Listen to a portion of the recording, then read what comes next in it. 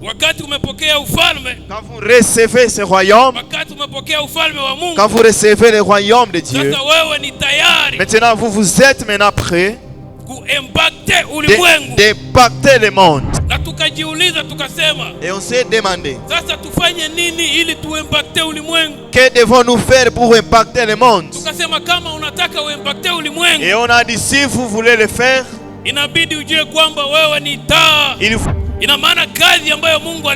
cela veut dire que la mission que Dieu t'a donnée, si vous le faites bien, vous serez élevé et vous allez impacter le monde. Une fois vous découvrez votre mission sur la terre, il faut, si tu ne te prépares pas correctement, tu peux tout abîmer. Amen. Amen. Amen. Tutashangilia tena Yesu kwa makofi makubwa. Mnakaribishwa tena kwa jina la Yesu Kristo. Nous vous accueillons dans le nom puissant de Jésus. Tunaendelea kumshukuru Mungu. Continuons à remercier le Seigneur. Kwa kuwa anaendelea kutulinda katika semina yetu. Parce que sa protection est sur nous au cours de notre séminaire. Leo inakuwa siku ya 4. C'est le 4e jour ya semina yetu de notre séminaire. Tunaendelea kumshukuru kwa kuwa iko pamoja nasi. Nous continuons à bénir le Seigneur parce qu'il est avec nous. Kumuona kama vile alipromettre ya kwamba mahali wawili ama watatu watakusanyika yeye ni pale. Et nous sommes en train de lui voir parce qu'il nous a promis qu'il sera avec 3 ou 2. Na tunaendelea kubariki jina lake. Et nous continuons à bénir son nom abondamment. Tunaendelea kukumbushana teme yetu ambayo inasema l'espérance à Dieu. Nous continuons à nous rappeler notre thème qui est intitulé Matumaini kwa Mungu. Kuna mtu ambaye ni siku yake ya kwanza leo? Est-ce qu'il y a à la personne, c'est pour sa première fois pendant qu'on a commencé le séminaire? Siku yako ya kwanza? Okay. Merci, merci. Okay, karibu sana. Bienvenue encore. Tunaendelea kukumbushana. Nimesema teme ya leo, teme yetu nasema l'espérance à Dieu. Disons notre thème intitulé l'espérance en Dieu. Kutumainia Mungu. Espérer en Dieu. Tulisema ya kwamba wakati tulianja tulisema ya kwamba kutumainia Mungu ni kuchunga vitu vizuri kutoka kwake. Et on a dit au début, espérer en Dieu, c'est attendre de bonnes choses venant de lui. Ama kukuwa na imani ya kwamba vitu ambavyo tunatarajia kwake tumevipata. Ou avoir la foi des choses qu'on espère, on les a déjà. Na tukasema ya kwamba kuna swali 3 ambayo inabidi tujiulize. Et on s'est dit qu'il nous faut poser 3 questions. Na swali ya kwanza tulijiuliza tukasema tunapaswa espérer kwa nani? Et la première était, en qui devons-nous espérer? Na tukasema ni kwa Mungu tu. Et on a répondu, on doit espérer seulement qu'en Dieu. Kwa kuwa huyu Mungu wetu iko fidèle. Parce que notre Dieu est fidèle. Na ni Mungu ambaye anatupenda. Et il est Dieu plein d'amour. Na hatudanganye. Et il ne nous ment jamais. Na anajibu wakati tuna shida. Et il répond lorsque nous sommes en besoin. Na tukaendelea kuulizana tukasema. Et on s'est posé la deuxième question. Wewe ni nani ili umtumainie Mungu? Qui êtes-vous pour espérer en Dieu? Na tukapata jibu. Et on a répondu. Tukasema ili umtumainie Mungu inabidi uwe eligible. Et on s'est dit, pour espérer en Dieu, il nous faut être éligible. Na kukuwa eligible ama kustahili. Et être éligible ou mérité. Tukasema ya kwamba ni kumpokea Yesu kuwa Bwana na Mwokozi wa maisha yako. Cela veut dire de recevoir Jésus comme Seigneur et Sauveur de ta vie. Amen. Amen. Na tuliongeza vile tukasema inabidi uwe na imani. Et on a dit en espérant Dieu, il te faut une foi ferme. Na tukaulizana swali ya 3. Et la troisième question qu'on s'est posée. Tukasema sasa kama tunatumainia Mungu tutatumainia nini kwake? Maintenant si nous espérons en Dieu, qu'allons-nous attendre de lui? Na pale ile swali ikafuata na tupeleka. Et cette question nous a emporté kwa aina 2 ya kutumaini. Dans 2 manières d'espérer. Na tukasema kwamba et on a dit la première manière, tumaini ya kwamba tumaini ya kwanza ni tumaini kubwa. La première espérance, c'est la grande espérance. Na ile tumaini kubwa tukasema ya kwamba, et on a dit la grande espérance, ni kutumainia kupata uzima wa milele. C'est d'espérer ou de chercher le royaume des cieux. Amen. Amen. Tumaini ya kwanza ambayo ni kubwa ni kutumainia kupata ufalme wa mbingu. La première qui est la grande espérance, c'est d'espérer d'avoir le royaume des cieux. Uzima wa milele. La vie éternelle. Na tukasema ya kwamba kuna hiyo tumaini ya pili. Et on s'est dit la deuxième espérance, ambayo ni ya muda, qui est une espérance temporelle ou momentanée. On l'a aussi subdivisé en deux catégories. Il y a l'espérance temporelle qui est spirituelle. Et on l'a expliqué en disant, même si nous sommes sur la terre, il nous faut vivre la vie spirituelle sur la terre. Et cette vie spirituelle, il faut que nous y entrions fermement. Nous espérons, quand on a la vie d'espérance, on a la foi qu'on peut chasser les démons. On a l'espérance qu'on peut faire des miracles. On a l'espérance qu'on peut même écouter Dieu parler. On peut écouter la voix de Dieu, afin qu'il nous conduise dans nos manières de vivre. Maintenant, en descendant, et ici on est en train de parler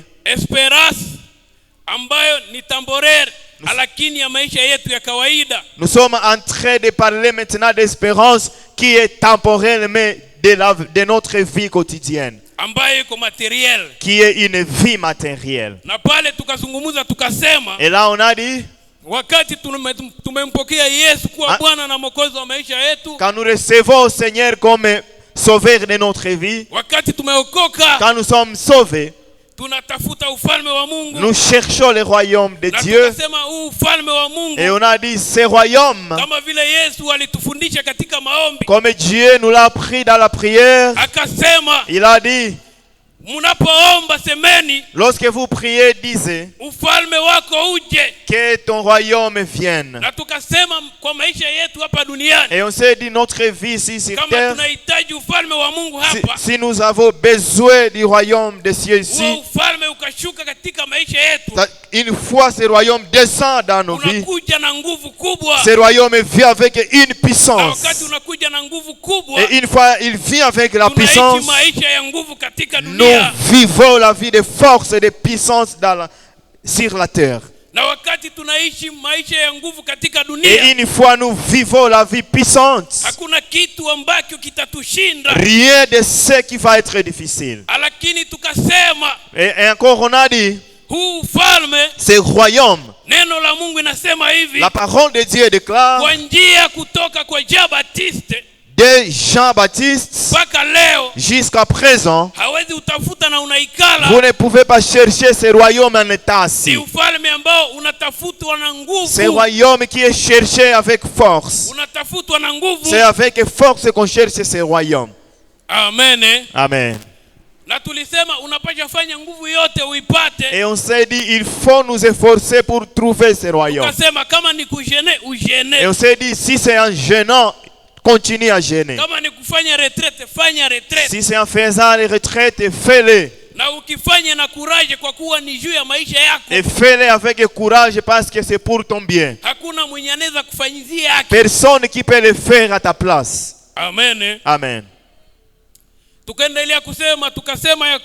Et on a continué en disant, quand vous recevez ce royaume, quand vous recevez le royaume de Dieu, maintenant vous êtes maintenant prêts d'impacter le monde. Et on a dit, nous qui sommes sauvés, il faut que nous impactions le monde. Nous n'impacterons jamais au ciel. Il faut que nous vivions la force ici sur la terre. Et on a dit, une fois on impacte, on a dit impacter c'est laisser une trace. Vous laissez une trace ici sur la terre. Et si on dit impacter ta génération, cela veut dire que vous allez impacter les gens qui vous entourent sur la terre. Mais il y a une sorte d'impact qu'on peut faire. Et la manière d'impacter c'est différent selon la façon dont la personne a travaillé. Il y a une autre personne qui peut laisser une trace sur la pierre. Vous laissez une trace sur la pierre. Cette trace ne peut pas s'effacer même si le vent passe. Si votre trace vous l'avez mis dans le sable, oui, vous impactez, mais on peut vous oublier. Amen. Amen. Et on s'est demandé, que devons-nous faire pour impacter le monde? Et on a dit, si vous voulez le faire, il vous faut savoir que vous êtes une lumière. Vous êtes une lumière. Vous êtes une lettre. Et on a dit, jamais la lampe se cachera.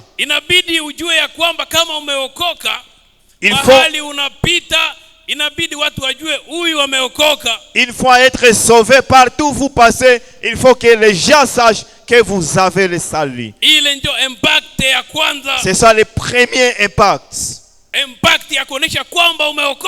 L'impact qui témoigne que vous êtes réellement sauvé. Amen. Amen. On a dit deuxième sorte d'impact. Il faut que vous sachiez quelle est votre mission sur la terre. Et on a dit si seulement vous découvrez votre mission, réellement vous allez influencer le monde. Parce que bien des gens sont perdus. Parce qu'ils font les choses qui ne sont pas appelé faire dans le monde. Dieu peut-être a voulu que vous soyez pasteur, mais vous êtes devenu boucher. Peut-être Dieu vous a placé être homme d'affaires, mais vous devenez pasteur. Peut-être Dieu a voulu que vous soyez professeur, mais vous avez dit non, je serai électricien. Et on s'est dit, bien de personnes choisissent cette mission à cause de l'envie, en pensant que ceux qui le font réussissent.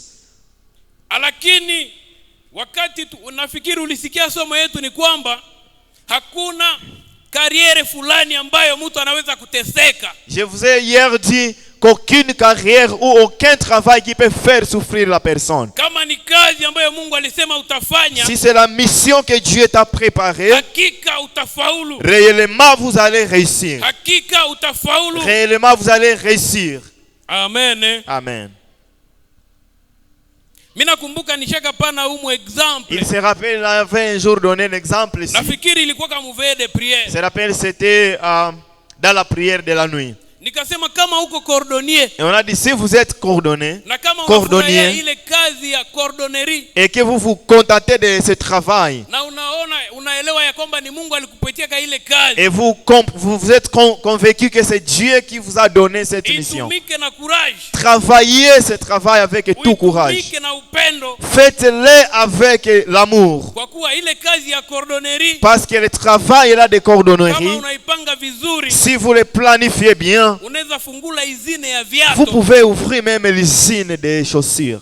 Amen. Amen. Wale ambao wanatengeneza viatu ni Ceux wakordonier. qui fabriquent les souliers sont des cordonniers. Lakini wewe, Mais vous, Mungu amekupa image Dieu vous a donné une image ya kukuwa na izini ya viatu. d'avoir l'usine des souliers. Wewe unaikamata tu ya vibandiko. Vous voulez, Unakuwa tu unabandika viatu ya watu. vous êtes seulement là pour préparer les souliers des autres. Unakuwa tu reparateur wa viatu. Vous devenez réparateur. Alors que Mungu amekufunulia kazi kubwa. Alors que Dieu vient de t'ouvrir un grand travail Yenye unaweza developer. que vous pouvez développer. Ukisha i-developer unafungula izini ya viatu. Et une fois le développé, vous pouvez ouvrir l'usine des Na izini souliers. haiko kitu kia special sana. Et l'usine n'est pas une chose de spéciale. Haiko tu paka uze mahektare Ce kajama. n'est pas seulement que vous achetiez des cartes à Kajama izini kule. pour aller placer l'usine. Unaweza nje izini hata mshambri yako. Même dans ta chambre, vous pouvez y commencer. Ukishona umekuwa na demand ya mingi ya viatu. Quand vous voyez il y a beaucoup de demandes, Unaongeza watu wa kutengeneza viatu. vous ajoutez encore, vous augmentez les gens. Unaongeza equipe. Vous augmentez l'équipe. Unakuwa na demand ya mingi, unaendelea kuongeza equipe. On vous demande, on vous recommande des choses, vous continuez à augmenter l'équipe. Finalement unakuwa na 100 personnes ambayo iko nakutumikia. Enfin, vous devenez avec 100 personnes. Na finalement unaanza pata pesa na unaweza uza mahektare, sasa unajenga izini ya mnene. Et finalement, vous pouvez maintenant trouver les moyens pour acheter l'hectare et construire l'usine. Mungu amekupa akili ya kushona manguo. Dieu vous a donné l'intelligence de devenir un couturier. Ubie couturière. Lakini wewe ni wakubandika tu mapandalo za watu. Mais vous êtes là seulement pour réparer les pantalons des autres. Mwenye shemizi yake ilipasuka na kuletea unaishona. La personne à qui sa chemise est déchirée, vous êtes seulement là pour la réparer. Lakini acha nikwambie ya kwamba, mais laisse-moi vous dire que benye biko na maizini ya manguo, ceux qui ont les usines des habits, ni batailleur. Ce sont des tailleurs. Haiko hao ndio wanatengeneza matisi. Ce ne sont pas eux qui fabriquent des tissus. Nao wanaendaka uza matisi, wanashona chemise. Ils partent acheter les tissus pour maintenant coudre les chemises. Amen. Amen. Bwana Yesu asifiwe tena. Amen.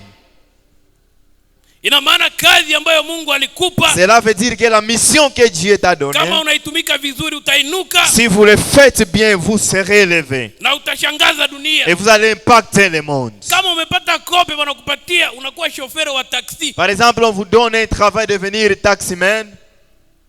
Ile kazi ukaitumika vizuri, si vous le faites bien, na unaweza fungula agence ya saya Mulikap. Vous pouvez aussi ouvrir l'agence comme à Likap. Unatumikiana, una respecter ma principe za kazi ya boss yako. Vous êtes travailleur de quelqu'un, vous respectez tout. Recette journalière. Vous apportez les recettes comme il le faut. Vous les faites amener auprès de votre patron. Vous mangez peu. Vous gardez peu.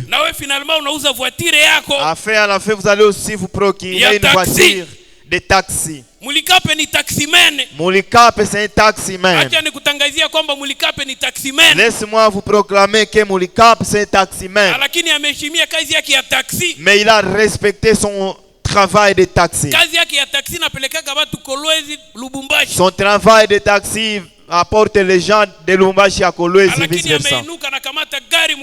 Mais il est en train d'être élevé jusqu'à prendre des grands bus. Anaongeza mingi, anakuwa na madirection ya kuacha. Et il fait multiplier des voitures jusqu'à trouver de différentes directions. Na jana nafikiri mulielewa ya kwamba, et hier je crois vous avez compris que ule commerçant mwenye kuna supermarché, le commerçant qui a le supermarché, ule ndio stockeur wa kioski ka quartier, c'est bien lui le stockeur d'une petite boutique. Lakini ameinuka amekuwa na supermarché. Mais il est seulement élevé jusqu'à avoir le supermarché. Na ule mwenye kuna supermarché naye haya eneza. Celui qui a aussi le supermarché n'a pas encore tout. Lui aussi peut être élevé jusqu'à avoir l'hypermarché. Amen. Amen. Sasa tukasema, sinon on a dit, tufanye nini ili tujue kazi ambayo Mungu alitupatia? Que devons-nous faire pour découvrir la mission que Dieu nous a donnée? Tukasema, et on s'est dit, Mungu anaweza kutufunulia. La première des choses, Dieu peut nous révéler. Ina maana kama umesikia somo yetu, cela veut dire Cela veut dire dès le début, si vous comprenez notre enseignement, si vous êtes sauvé, vous croissez spirituellement, vous cherchez le royaume de Dieu avec toute force, vous êtes trop spirituel, vous priez en cherchant Dieu, vous pouvez commencer à écouter la voix de Dieu. Et Dieu peut te révéler quelle est ta mission sur la terre. Amen. Amen. C'est ça ce qu'on s'est dit hier. Et on s'est dit la deuxième manière, Dieu ne peut même pas te communiquer. Il peut t'envoyer un rêve. Il peut envoyer un prophète. Il peut t'envoyer un ange. Et on est venu avec bien d'exemples bibliques. Et on a dit ceci.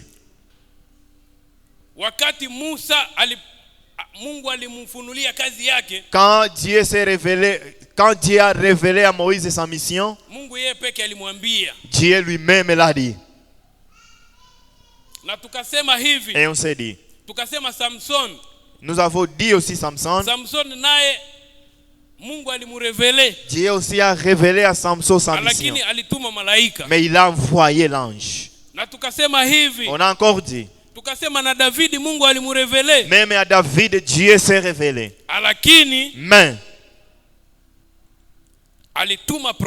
il a envoyé son prophète. C'est pourquoi tous ces exemples que je vous donne sont bibliques. Et notre Dieu est hier, aujourd'hui, éternellement. Il ne change jamais. Nous pouvons changer, mais Dieu ne changera jamais. Amen. Amen.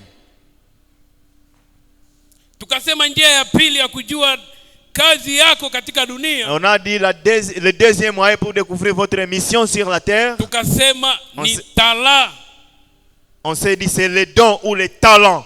Vous pouvez seulement regarder votre talent. Si Dieu ne t'a pas révélé, ça c'est un signe. Cela c'est un signe qui te montre déjà que c'est ça la mission que Dieu doit faire. Et on a dit deuxième signe, c'est l'amour. Si vous êtes passionné sur votre travail, vous allez bien le faire. Ça aussi c'est un signe. Amen. Amen. Je pense que ceux qui n'étaient pas là viennent de bénéficier. Amen. Amen.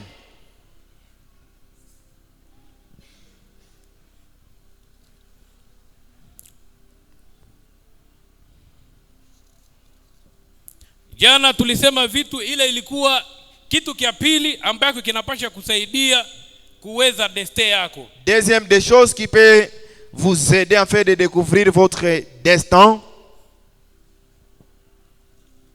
Sasa tunaendelea kitu kia tatu.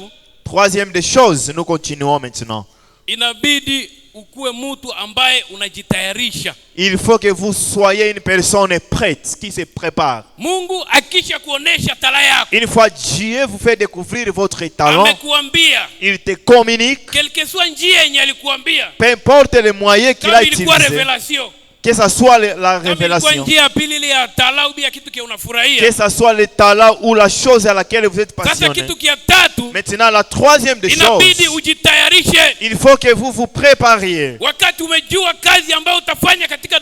Une fois vous découvrez votre mission sur la terre, il faut que vous vous prépariez maintenant.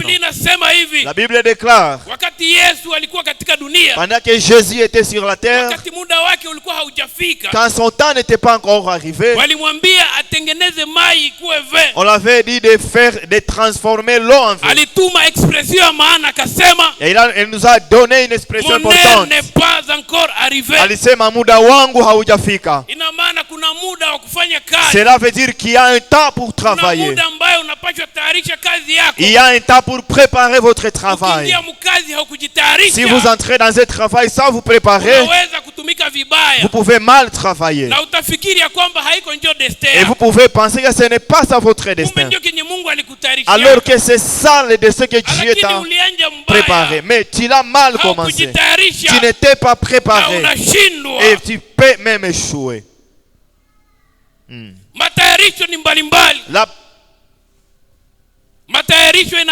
Nous avons différentes préparations. Vous vous rappelez qu'avant que Dieu ne commence sa mission, il fallait qu'il soit baptisé. Quand il était baptisé, l'Esprit de Dieu l'a conduit dans le désert. Ça c'était un grand travail que Jésus était venu faire. Mais ce travail a fallu la prière. Il a fallu la prière. Et c'est pourquoi alifanya siku makumi ine ndani ya jangwa. Dieu était en train de préparer la mission qu'il allait accomplir sur la terre. Car c'était un travail dur. Il n'allait pas y entrer seulement au hasard. Il lui a fallu 40 jours et 40 nuits de préparation. Dans la prière. Amen. Amen.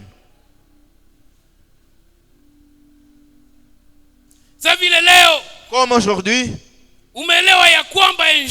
vous comprenez qu'un jour, vous pouvez devenir politicien. Dieu peut te chuchoter. Ou Dieu te révèle via un signe. Il faut que vous vous prépariez dans ça. Et dans notre Congo, on sait que pour être politicien, il faut que vous étudiez. Vous n'allez pas postuler sans diplôme. Si tu n'as pas de diplôme, tu ne peux pas postuler.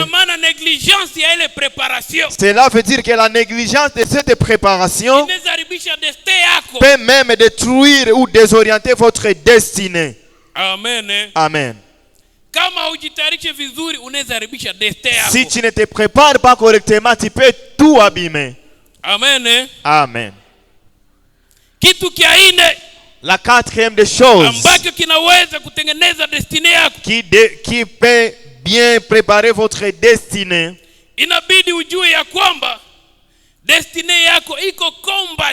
il te faut connaître que ta destinée est combattue. Mungu anataka tufaulu. Dieu veut que nous réussissions. Lakini tutakumbushana ya kwamba shetani ni kama simba ambaye inanguruma. Mais nous allons nous rappeler que le diable est comme le lionceau qui ronde. Na wakati inazunguka, et quand ça contourne, ça passe partout, kama inatafuta yule ambaye itamumeza, en cherchant qui dévorer. Inaweza kuwa haikumeze kukuua. Ça peut ne pas t'avaler, lakini imeharibisha plan zako. Mais ça peut détruire tes plans. Na ndio maana kama tunajua hiyo, et c'est pourquoi une fois découvrir cela, tusikuwe na chochocho. Nous ne pouvons pas être des paresseux. Kusema sema. Nous ne pouvons pas être des personnes qui parlotent. Des personnes qui parlotent. Chochocho. Nous parlotons beaucoup. Bwanako alikwambia tu asi tutauza parcelle. Nishapata lari tutauza parcelle. Ton mari t'a seulement chuchoté que vous allez à vous procurer une parcelle. Ouais, ule maramu msefef yote. Directement tu entres dans le FFF. Mustituzoe tutauza pango. Vous ne nous connaissez pas, nous allons acheter une parcelle. Nous ne serons plus des locataires. Watabaki wanashangaa. Ils resteront en train de s'étonner. Wale ambao walitucheka. Ceux qui se sont moqués de nous. Chochocho. Parlotage. Unashangala tu. Bwanako anakuambia ewa nilipoteza makuta. Vous serez étonné, votre mari non, tout l'argent est disparu. Baraka yote haiko ya kutangaza. Toute bénédiction n'est pas bonne à dire. Baraka yote haiko ya kutangaza. Ce n'est pas toute bénédiction qu'on est censé proclamer. Tujue kunyamazia maprojet zetu. Il faut que nous soyons discrets vers nos projets. Mwingine il avait fallu olewe. Une autre personne, il aurait fallu être marié. Wadada. nos sœurs, hapana kusema sema. ne parlotez pas beaucoup. Il faut kila mtu ajue ke hauko tena célibataire. Célibataire. Paka kila mtu wote ajue. Une fois on vient seulement vous demander la main, vous informez tout le monde. Ule dada walichungaka mambuzi. Walichunga mambuzi wageni hawakuye. Il y a une fille auprès de qui chez elle on avait gardé les chèvres, mais les visiteurs n'étaient pas venus. Imaginez, vous avez déjà fait appel à vos amis. Aujourd'hui c'est ma dot, mais les visiteurs ne sont pas là. Amen. Amen. Parlotage. Laissez de parloter. Ce n'est pas toute bénédiction qu'il vous faut communiquer. Soyez discret quelquefois, même auprès de tes enfants. Il y a d'autres familles où nous avons des enfants bandits. Vous allez dire en tout cas mon enfant est déjà sauvé, mon enfant m'écoute.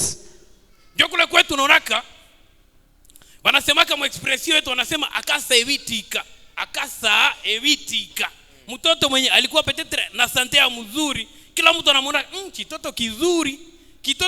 Après si kidogo mnaona ananja gonda. Au village on a toujours dit quand un enfant est né, on voit vraiment l'enfant en bonne santé, tout le monde dit un mot pour lui, mais peu après on va voir l'enfant maigrir. Na pale tunakumbuka historia katika Biblia. Et immédiatement on se rappelle de l'histoire dans la Bible. Histoire ya Joseph. Nous voyons l'histoire de Joseph. Ambaye Mungu alifunulia siku zake za mbele. À qui Jésus l'a révélé ces jours qui viennent. Et Jésus s'est révélé à lui disant, tu vas aider tes frères. C'est toi qui allais aider tes parents. Car Jésus a su que les jours qui viennent, il y aura la famine dans ce pays. Et s'il y aura famine, c'est toi qui seras le sauveur. Ce qui était étonnant, c'est que Joseph même lui-même était en train de parler. Il parlotait à tout le monde. Amen. Amen. Je voulais vous communiquer que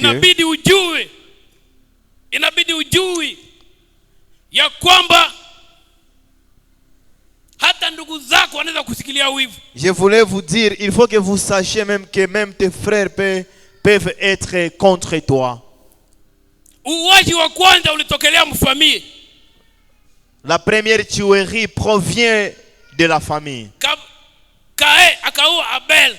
Là nous voyons Caïn qui a tué son frère Abel. Ils sont nés dans le même ventre. Normalement c'est dans la famille où nous devons avoir l'amour. Si tu es béni, tu viens dire à ton frère. Mais ce qui étonne chez Joseph, quand seulement il a dit cela à ses frères, mais tous ses frères étaient contre lui. Ils l'ont haï. Et ses frères l'ont haï. Ses frères étaient contre lui. Mais si vous croyez en Dieu, j'aimerais vous dire encore, on va vous combattre, mais on ne vous gagnera jamais. On va vous combattre, mais vous serez victorieux.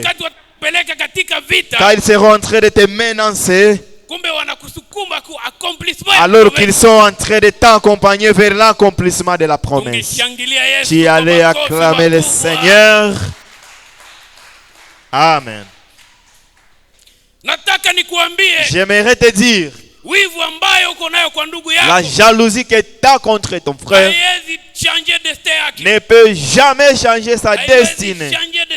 Jamais ne changera sa destinée. Même si tu te jalouses comment contre lui, tu ne ramasseras jamais, tu ne partiras jamais avec ses bénédictions. Il y a d'autres personnes qui tuent leurs frères. Même si tu le tues, s'il était bénéficié, comment ces bénédictions ne seront jamais pour toi. J'aimerais te dire encore, la mission ou le travail que Dieu te donne Ce n'est pas l'argent. Mais ça apporte l'argent. Amen. Amen.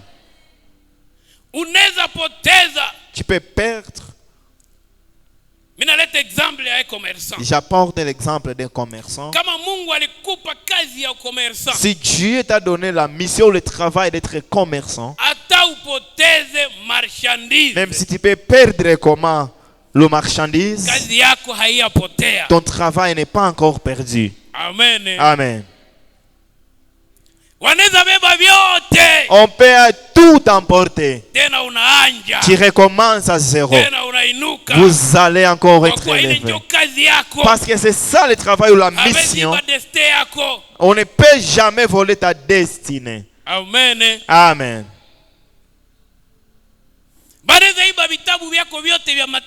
On peut voler tous tes livres de mathématiques. Mais ta mathématique, c'est dans la tête. Dieu l'a déjà fusionné dans la tête. Alléluia. Amen. C'est pourquoi il ne nous faut pas craindre. Si nous sommes sauvés, il faut connaître que Dieu est avec toi. S'il te donne une mission de travail, il faut avoir la foi que tu vas réussir. Mais il te faut travailler. Ne restez pas assis.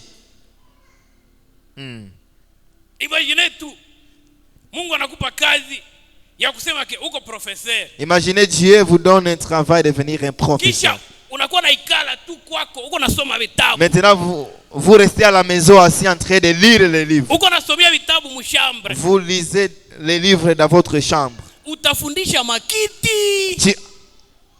Allez-vous enseigner les choses? Allez-vous enseigner les lits?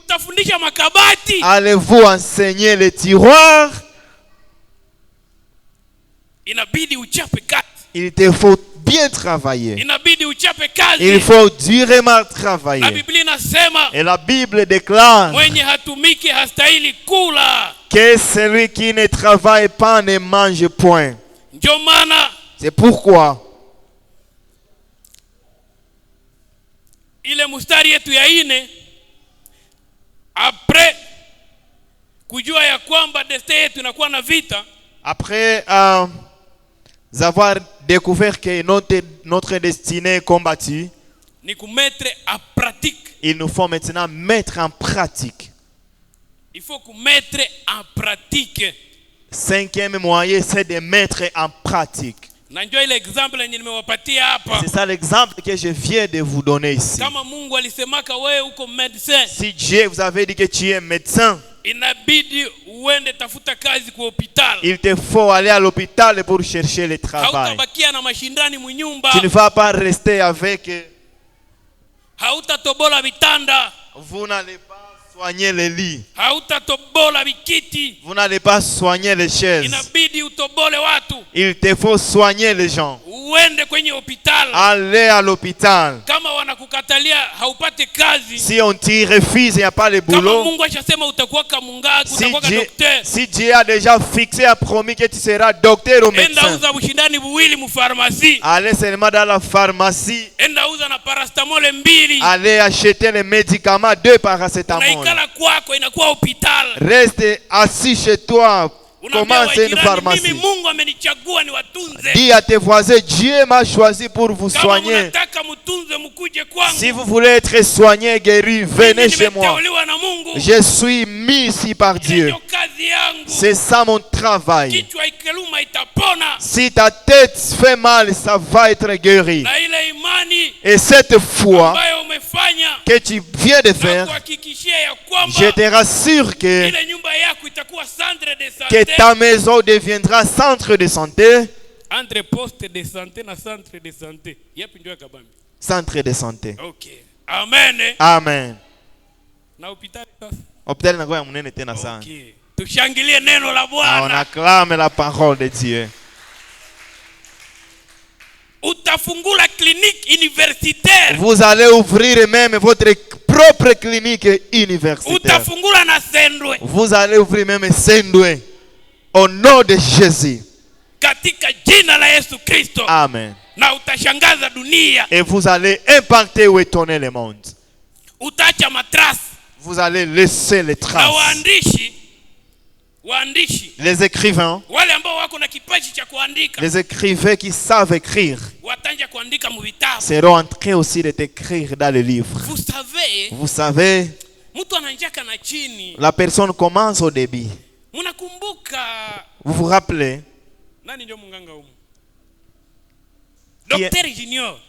Vous vous rappelez le docteur Junior? En 1986. En 1986, il avait ouvert l'hôpital dans son salon. Et on apporte la théorie pour motiver. À partir du travail que vous avez fait, vous impactez le monde. Vous laissez les traces. Vous laissez les traces. Et les autres qui viendront, quand ils seront en train de lire l'histoire, peut-être vous ne saurez jamais. Mais l'écrivain a déjà écrit. Et toute personne qui lira la phrase, un jour aussi trouvera une chaise. C'est dit, mais si je me procure cette chaise, je peux ouvrir une salle de fête. Lui aussi commence par là.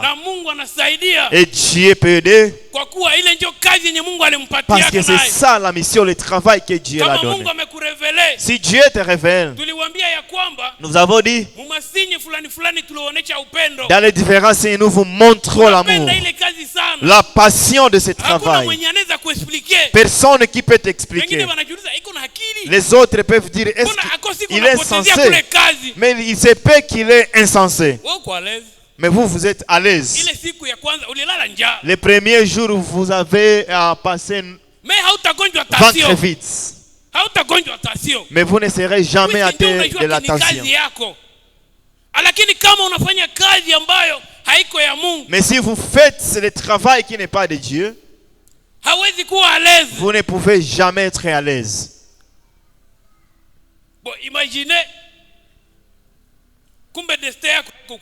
Imaginez votre destinée n'est pas d'être un motard. Maintenant, vous devenez motard.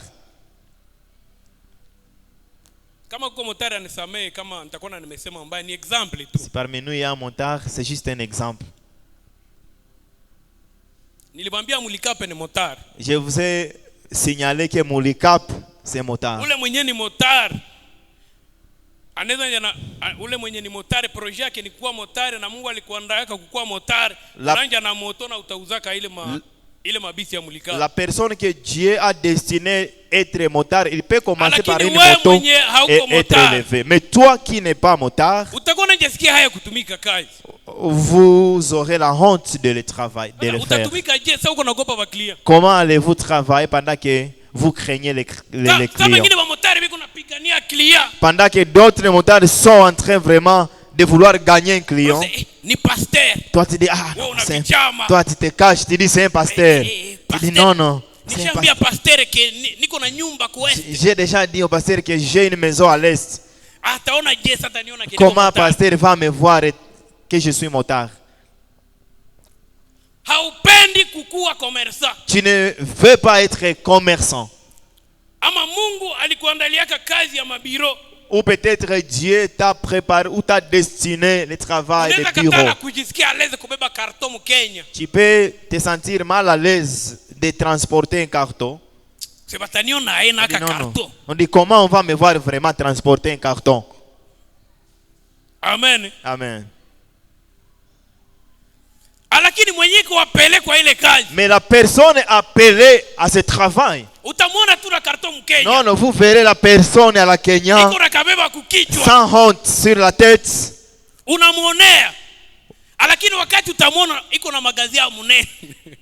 Vous pouvez peut-être lui critiquer, mais une fois vous le découvrez, vous pouvez lui voir avec un magasin. Alors que tu n'es pas aussi de son niveau.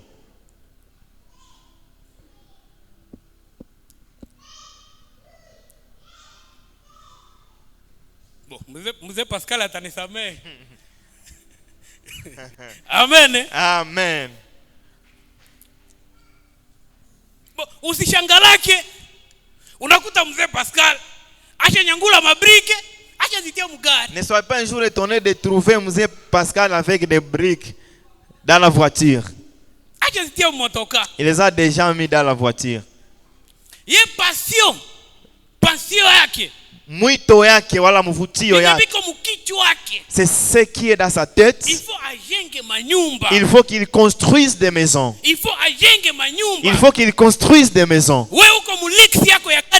Toi tu es dans ton lix. Lui ne le voit pas. Lui il sait que non. Aujourd'hui je viens de salir cette voiture. Mais en arrivant à la maison, on va seulement laver la voiture. Demain, ceux qui vont y entrer, ils ne sauront pas qu'il y avait des briques.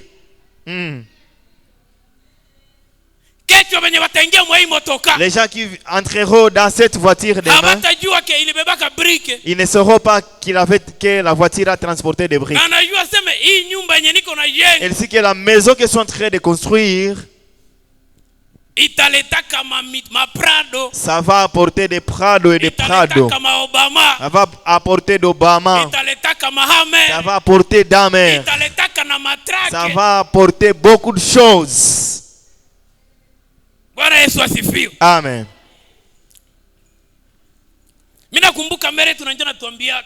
Il se rappelle, c'est sa maman qui le disait. Quand il était en train de troubler leur maman,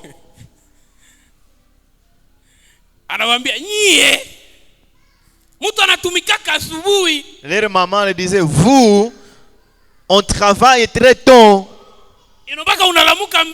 Il faut se réveiller tôt. Si c'est même de balayer, de torchonner, il faut torchonner. Si c'est de faire la lessive, il faut le faire. Unafanya kiote kenye kunapasha fanya mnyumba. Sasa itakuwa sijua never kama ni sangapi. Ushapakana kapudre. Très tôt matin, il faut faire des travaux ménagers. Quand ça sera 9h, on ajipenta bien. Sasa kama unilamuka mbio unamaliza makazi zote. Si vous êtes trop réveillé et vous finissez tout le travail,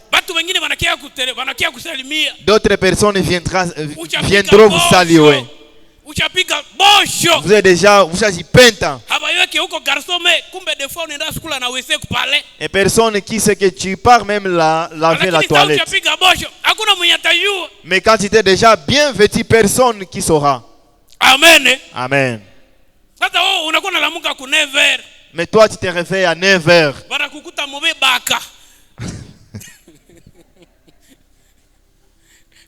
Mango za kazi. Barakukuta mango za kazi za kububa.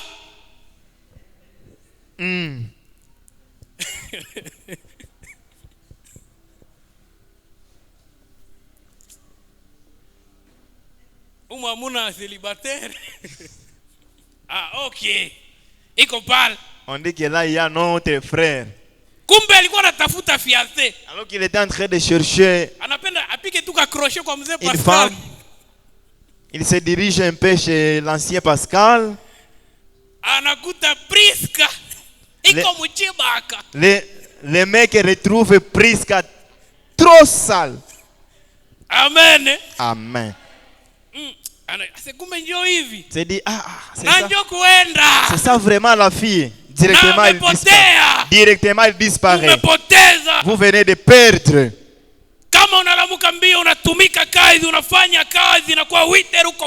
Si vous vous réveillez tôt, vous faites tout à 8h, déjà vous êtes propre.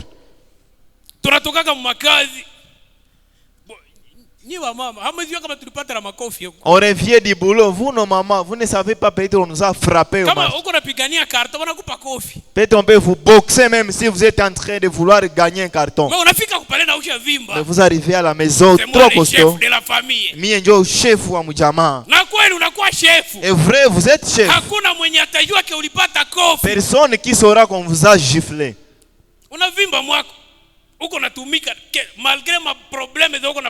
Malgré les problèmes que vous trouvez ailleurs. Mais vous êtes en train de gagner votre vie. Vous gagnez votre vie. Même si vous avez la destinée de Dieu.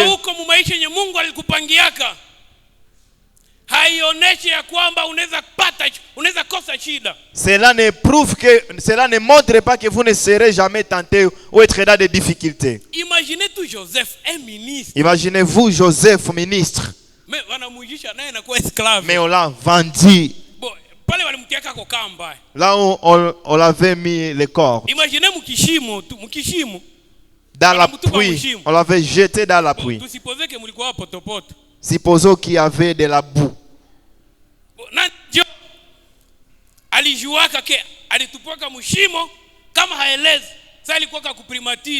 Qui devrait connaître lorsqu'il était à la tête? Qui allait connaître qu'on l'avait jeté dans la pluie? Si personne ne le raconte. Mais il nous faut travailler. Il faut que nous travaillions. Si c'est la sueur comme la Bible déclare, il le faut. Même si c'est la sueur, il le faut. Vous pouvez seulement vous essuyer. Vous arrivez à la maison, vous lavez. Demain encore, vous portez notre chemise et notre pantalon. Vous entrez encore dans les débrayages. Le soir, vous revenez avec un sachet. Vous apportez un gros poisson à votre femme. Vous l'apportez Thompson. Les tilapia. Notre jour, vous viendrez avec. On acclame la parole de Dieu.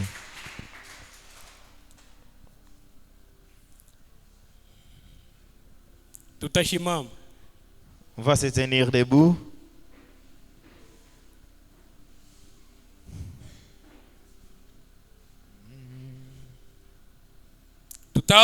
Nous allons prier. Comme on s'est dit dans notre enseignement, nous avons dit qu'il nous faut que nous impactions. Et on a dit qu'il n'y a pas l'âge pour impacter. On a dit à tout moment on peut impacter. Seulement vous êtes sauvés. À tout moment vous pouvez impacter.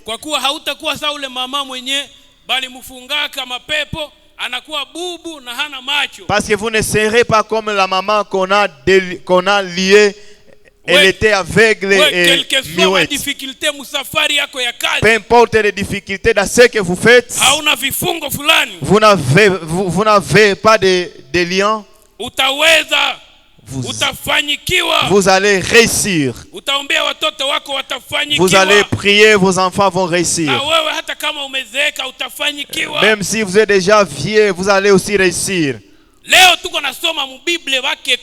Aujourd'hui, nous sommes en train de lire dans la Bible les patriarches.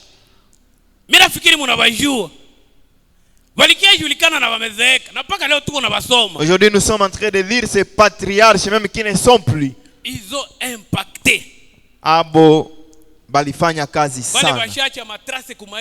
Ils ont déjà laissé bien des traces. Sur des pierres, des roches. Bien des traces sur des roches qui ne seront jamais effacées.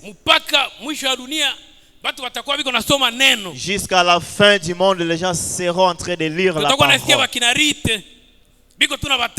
On est en train de parler des rites. C'est pourquoi vous allez prier pour vous-même. En priant pour vous-même. Prie aussi pour tes enfants. Parce que le diable fait souffrir les enfants. Dieu peut te bénir.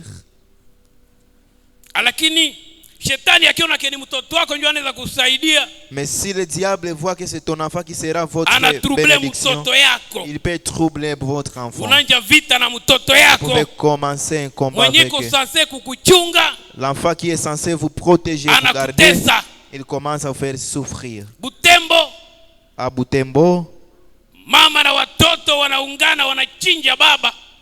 une maman et tous ses enfants se sont mis ensemble pour tuer leur père.